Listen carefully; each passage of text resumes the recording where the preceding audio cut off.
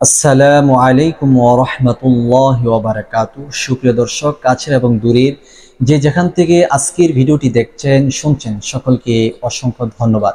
সম্মানিত দর্শক, আজকের এই ভিডিওতে আপনাদেরকে জানাবো হাতের তালুতে সূরাতুল ফাতিহা পাঠ করলে কি হয়। আপনি জানলে অবাক হয়ে যাবেন, এই আমলের মাধ্যমে আল্লাহ তাআলা আপনাকে তা দান করবেন। প্রিয় দর্শক, এই আমলটি করার জন্য আপনাকে সর্বপ্রথম পবিত্রতা অর্জন করতে হবে। এই আমলটি যে কোনো সময় আপনি করতে পারবেন, দিনে হোক রাতে হোক, যে কোনো সময় আপনি এই আমলটি করতে পারবেন। তো আমি বলে দিচ্ছি এই আমলের মাধ্যমে আপনি কি উপার্জন করতে পারবেন। আপনি পবিত্রতা অর্জন করে পবিত্র বিছানাতে বসে যে কোনো নামাজের পরে আমলটি করতে বসবেন।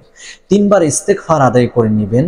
আস্তাগফিরুল্লাহ রাব্বি মিন কুল্লি যামবিন ওয়া আতুবু ইলাইহি। আস্তাগফিরুল্লাহ রাব্বি মিন কুল্লি যামবিন ওয়া আতুবু ইলাইহি।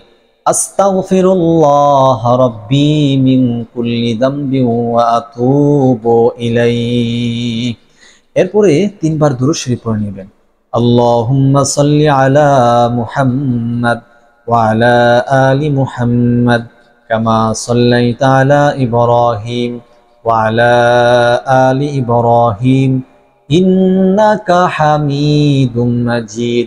আল্লাহুম্মা বারিক আলা মুহাম্মাদ ওয়া আলা আলি মুহাম্মাদ কামা বারাকতা আলা ইব্রাহিম ওয়া আলা আলি ইব্রাহিম ইন্নাকা হামিদুম মাজিদ। বাস 3 বার ইস্তেগফার, 3 বার দুরূদ শরীফ পড়া হলে আপনার ডান হাতটি আপনার সামনে নেবেন। সামনে নিয়ে আপনি সূরাতুল ফাতিহা পড়বেন। আউযু বিল্লাহি মিনাশ শাইতানির রাজীম। বিসমিল্লাহির রহমানির রহিম।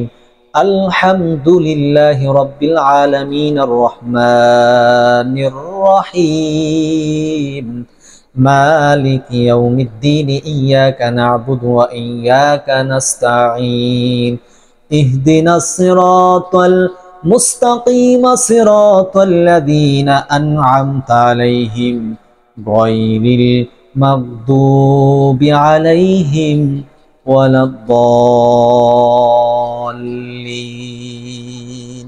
যখন সূরাতুল ফাতিহা একবার পাঠ করা হয়ে যাবে, হাতের তালুতে একটি ফু দিবেন।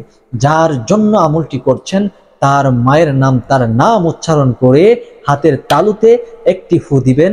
এভাবে বলে ফু দিয়ে এভাবে ধরে রাখবেন। এরপরে একটি গোপন সিক্রেট বিষয় আপনাকে বলতে হবে, এটা আমি বলে দিচ্ছি। এরকম ভাবে 7 বার সূরাতুল ফাতিহা পাঠ করবেন আর 7 বার হাতের তালুতে ফু দিবেন। ফু দেওয়ার পরে কিছুক্ষণ পর্যন্ত যে কথাটা গোপন রেখেছি সেটা পাঠ করবেন। পাঠ করা পর্যন্ত মুট করে রাখবেন। যখন পাঠ করা শেষ হবে তখন ছেড়ে দিবেন।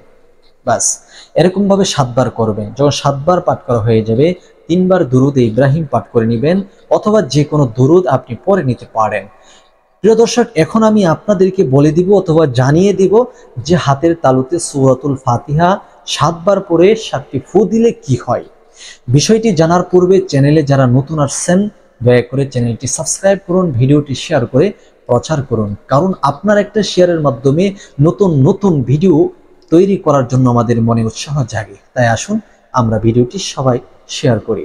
প্রিয় দর্শক, এই আমলটি যদি আপনি করেন, অর্থাৎ যার নাম নিয়ে ফু দিবেন আর কথা কি বলবেন, যেমন আমি এখন সূরা ফাতিহা পাঠ করেছি, এখন আমি হাতের তালুটার মধ্যে ফু দিব। কার নামে? ধরেন আপনি কাউকে ভালোবাসেন, ভালোবাসার মানুষটাকে কাছে পাওয়ার জন্য, স্বামীকে বশ করার জন্য, স্ত্রীকে বশ করার জন্য, সন্তানাদিকে বশ করার জন্য তাদের নামটা বলে ফু দিবেন। হাতটি বন্ধ করে ফেলবেন, শক্তভাবে বন্ধ করবেন। বন্ধ করে আপনি কথা বলবেন, আয় আল্লাহ, আয় আল্লাহ, এমুকে আল্লাহ তার অন্তরের মধ্যে আমার জায়গা করে দাও। আল্লাহ সেজন্য আমার কথা বারবার মনে করে, আমাকে সেজন্য ভালোবাসে, সেজন্য আমার সাথে কথা বলে, আমাকে ছাড়া যেন অন্য কারোর সাথে কথা না বলে, স্বামী স্ত্রীর মধ্যে দ্বন্দ্ব আল্লাহ মিল মোহাব্বত করে দেন।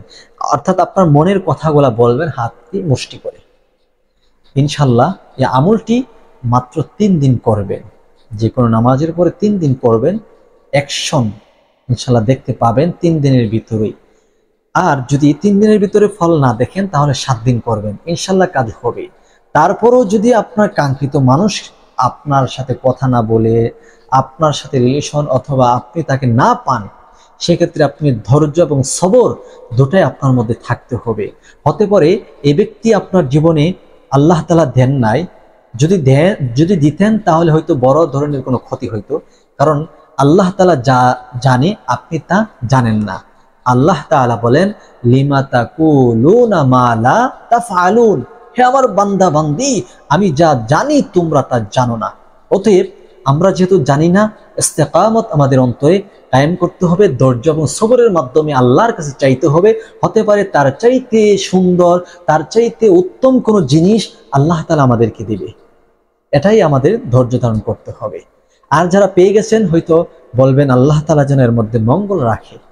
তো আজকের ভিডিওটি পর্যন্ত। ভালো লাগলে অবশ্যই অবশ্যই আপনারা শেয়ার করবেন, কমেন্ট বক্সে 3 বার আমিন লিখবেন। আসসালামু আলাইকুম ওয়া রাহমাতুল্লাহ।